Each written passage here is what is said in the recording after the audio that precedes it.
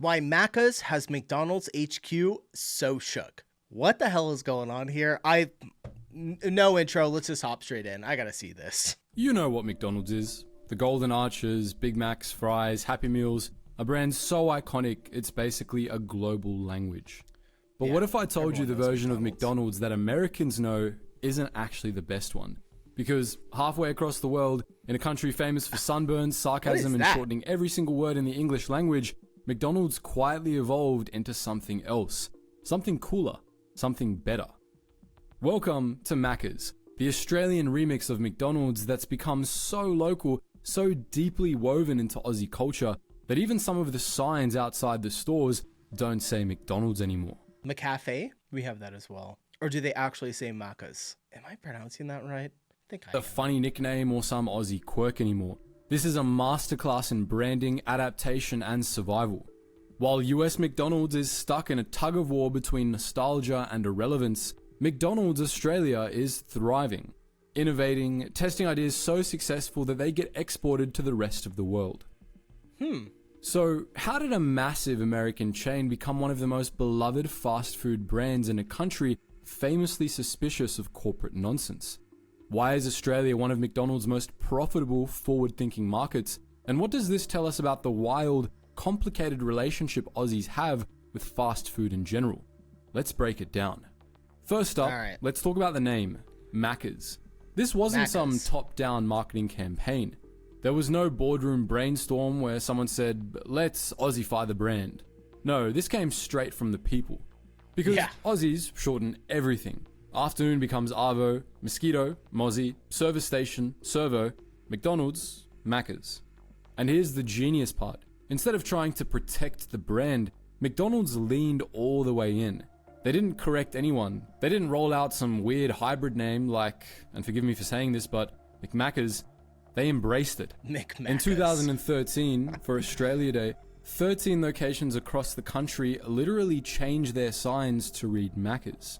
They Like did? official signage. Golden arches That's and all. crazy. It was cheeky, viral, and instantly loved. And it told Australians one very powerful thing.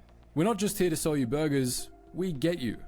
From a branding perspective, this was gold. Most global companies are obsessed with keeping their identity perfectly intact when they I would be so confused before I knew what Maccas was if I went to Australia and saw the McDonald's sign with that written underneath it. I would have been like, they don't even have McDonald's here? They got some ripoff?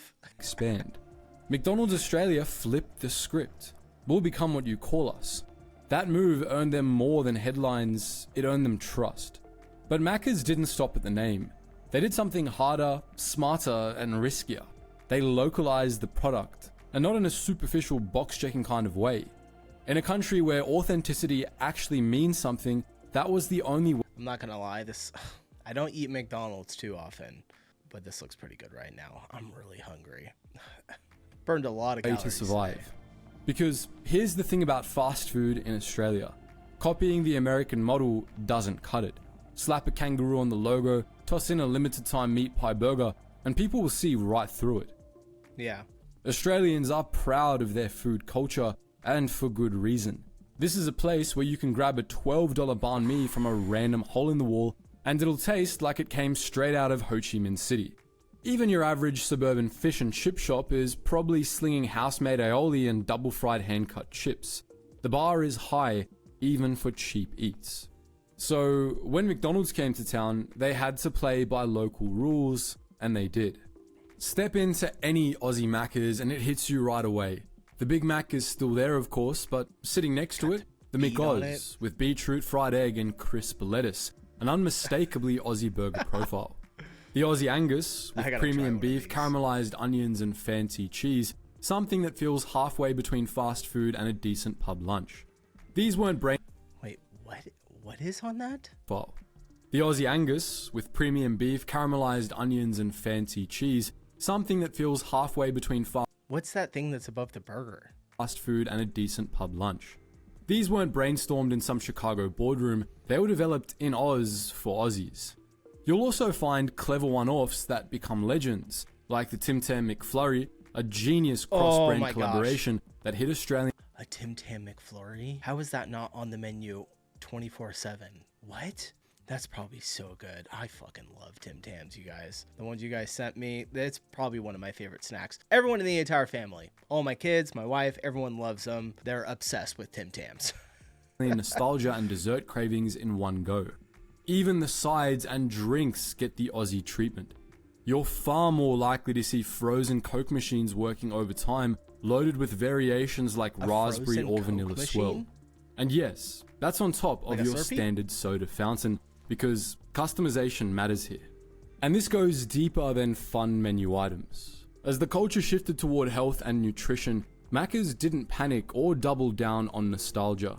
They adapted. The menu evolved. Grilled chicken wraps, salads that didn't feel like punishment, kids' meals that defaulted to bottled water and apple slices. To be fair, they did this in the US as well. A lot of the McDonald's started trying to go more healthy. Obviously, not really. Anyone who goes to McDonald's, like, I'm not going to McDonald's for a chicken wrap. I'll just be completely honest. If I'm going to McDonald's, I'm getting some double cheeseburgers, because that's what you eat when you're at McDonald's. And the fries. They have the best fries in the world. Now I want McDonald's. What the hell? I haven't eaten there in a while. Got reformulated to cut down on trans fats. By the mid-2010s, it wasn't weird to see someone order a chicken Caesar wrap, a fruit bag, and a long black coffee, and not feel like they were cheating on a diet. Yeah. That's the magic trick Maccas pulled over us back then, turning fast food into a normal, socially acceptable, even health-conscious choice. No shame, no guilt, just another place to eat. Now, I will say they should have the option US, to have it there, where though. McDonald's experiments with healthy options is like someone trying out yoga in January. Half-hearted, temporary, and gone the second it stops trending. Yeah. Remember the McWrap, the kale salad, the grilled chicken snack wraps? All vanished without a trace. It's a pattern. Every few years they launch a health initiative, and when it doesn't blow up overnight, they quietly shelve it. Australia doesn't work like that. When Maccas sees a shift in customer behavior, they don't throw a campaign at it, they rebuild the menu, they normalize the change, and when something clicks, they roll it out. Not as a stunt, but as the new default. Look at that. And that's what sets them apart. Jeez. Real Real localization isn't about offering Vegemite for 2 weeks or posting a cheeky koala meme. It's about embedding yourself in the habits, preferences, and expectations of the people you serve, and staying there. Maccas didn't show up saying, here's what we're selling. They said, what are you into? And then built a business around the answer. That's how you stop being another corpo chain and start becoming part of the culture. When talking about Maccas in Oz, we've got to talk about McCafe. Because if you didn't know, and most people outside of Australia don't, McCafe was born in Melbourne in McCafe. That's the first time I ever heard anyone say it like that. McCafe. 1993. In the middle of a city known for tram stops, alleyway art, and arguably the best coffee scene in the Southern Hemisphere. It was a calculated, strategic response to a very real threat, Australia's cafe culture. See, McDonald's was getting absolutely steamrolled by local cafes in the early 90s. This wasn't America, where drip coffee from a polystyrene cup could pass as acceptable. Australians were out here drinking espresso, macchiatos, long blacks, and yes, we literally invented the flat white. Is this why we got a lot more of these like crazy coffee drinks at McDonald's? I remember this happened, oh man, probably like within the last 5 to 10 years. Because now, when's the last time? Like the last time we went to McDonald's, maybe like 3 or 4 months ago, we were in there and I was like looking at the coffee drinks menu and I was like, wow, they have like a crazy amount of different coffee mixtures now. Wonder if that kind of came from this. The local cafe was where you met up with friends, went on casual dates, caught up with co-workers, or just sat in silence scrolling through the newspaper while sipping something strong and smooth. And importantly, it was independent, family-run, authentic. McDonald's knew that if they kept slinging burnt drip from behind the counter like it was 1986, they'd get left behind. So McDonald's did something bold, something global corporations usually don't do. They didn't fight cafe culture, they joined it. In 1993, the first McCafe opened in the Melbourne suburb of Swanston Street. If you were expecting a side menu or a small kiosk tucked next to the fries station, sorry to disappoint you. This was a legit coffee bar inside a McDonald's with real espresso machines, trained baristas, cakes, pastries, and a visual vibe that felt more brunch date than drive-through pit stop. They weren't trying to Wild. be Starbucks light. They were trying to meet Australians where they already were, both culturally and physically. In cities like Melbourne and Sydney, McCafe locations started looking more like boutique cafes. And the coffee was good, genuinely good. High quality beans, proper extraction, and a smooth milk frothing. This wasn't, for a McDonald's, it's okay. It was objectively decent cafe coffee sold in the same building as your nuggets and fries. Parents could grab a cappuccino while their kids hit the playground. Workers could swing by for a long black and a bacon roll without needing to stop at 2 different places. Suddenly, McDonald's was a place for coffee people as well. Customers started showing up just for the coffee. Local cafe goers who once wouldn't be caught dead in a McDonald's were now swinging through for a quick flat white. They're probably a lot cheaper, right? Like getting a coffee from McDonald's than somewhere else, I would imagine. McCafe revenue exploded. By the late 90s, some locations were generating more income from coffee than from burgers. Yeah, more revenue from coffee than burgers in McDonald's. It didn't take long for the higher-ups to notice. By the early 2000s, McDonald's started exporting the concept globally. What started as an Aussie-specific experiment quickly became an international business unit. McCafes opened across Europe, Asia, and eventually even in the US, although America, true to form, was years late and still kind of missed the vibe. Today, McCafe beverages are sold in over 15,000 restaurants, and there are about 4,000 dedicated McCafe counters worldwide. And it all started because McDonald's Australia knew one thing most global brands forget. If you want to thrive in a new market, you don't impose your culture. You learn theirs. You study it, respect it, and then design around it. That's what makes McCafe such a big deal. It was a format innovation. It gave McDonald's a reason to attract older customers. White-collar professionals, health-conscious cafe regulars, people who might not order a burger at 11 a.m. but would happily pay $4.80 for a latte. It gave Maccas new real estate in people's lives, from cheap fast food for the kids to my regular morning coffee stop. And here's the wildest part. In some Australian suburbs, McCafe outperforms standalone specialty cafes. Not because it's fancier or more premium, but because it's reliable, fast, and good enough. And it's part of your daily routine. I was going to say affordable. Meanwhile, in the US, McDonald's is still figuring out whether they should add oat milk. And this wasn't a one-time thing. McDonald's Australia didn't just localize once and call it a day, it kept evolving. Over time, it quietly became something way more influential, a global test lab for the entire McDonald's empire. And honestly, it's the perfect place for that. Because the Australian fast food market is no joke. It's fiercely competitive. Customers are picky, brutally honest, and incredibly loyal to homegrown brands. They won't stick around out of habit. If your quality slips, they'll drop you in a heartbeat and never look back. So if an idea can survive in Australia, if it can actually win here, there's a good chance it'll work anywhere. Win everywhere. And that's exactly what happened with a bunch of innovations that now feel standard. Take self-serve kiosks, for example. Before they became the norm in the US, they were already being tested and refined in Australian stores, giving customers the freedom to customize orders without the pressure of a queue behind them. I will say I love the self-serve stands, or to order your own food at pretty much any restaurant, unless it's like a sit-down restaurant. But I don't know, I can just order so quickly and get it done much faster and be able to sit down. I do like the human interaction, but here in the States, if you go to a fast food place, the people that are working up at the front usually are not very nice. Everyone in America is usually pretty cool, but those people really hate their lives. And I don't know, you'll go up and what do you want? They're really, really rude compared to everyone else. There's also the My Maccas app, which launched early in Australia and took off quickly. Today, it's one of the most downloaded food apps in the country because it's actually rewarding to use. Personalized deals, loyalty points, exclusive menu offers, even mobile-only promotions that make ordering feel like a game.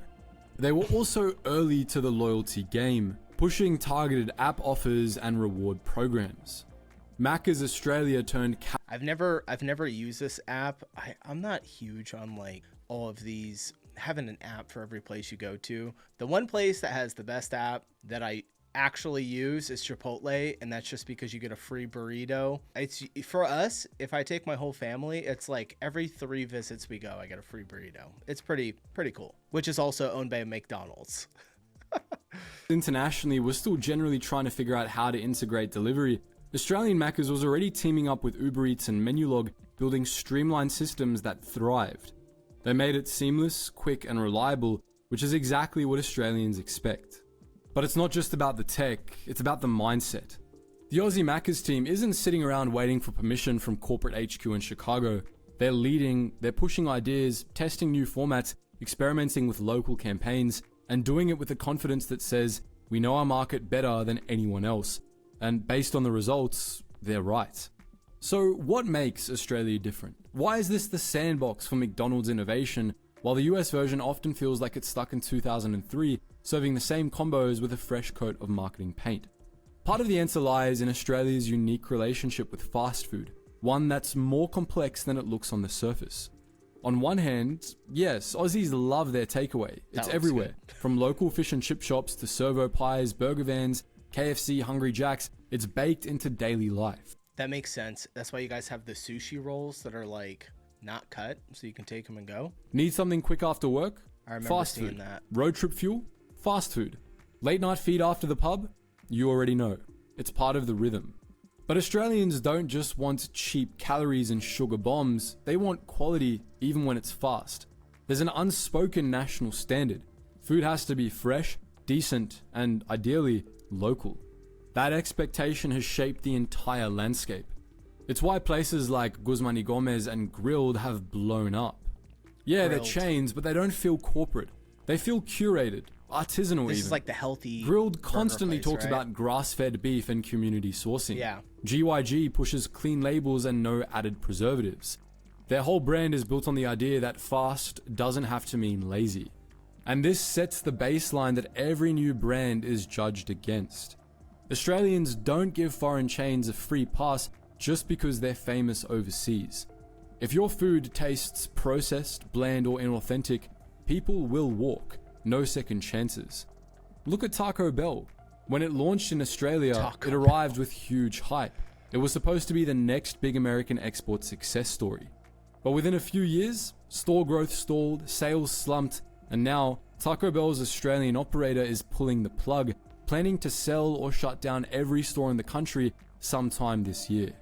Why? Because Australians looked at the menu, processed cheese, mystery beef, frozen tortillas, and said, we Eating Taco Bell is like a one-way ticket to the bathroom. already have better Mexican food. Why would we eat this?